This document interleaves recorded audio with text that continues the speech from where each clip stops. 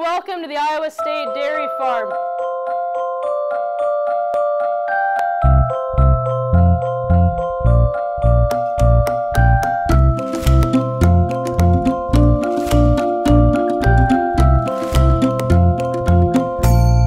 Today we are here at the Iowa State University Dairy Teaching Farm, and it is Family Day on the farm. So teaching the public about dairy production and where their milk comes from.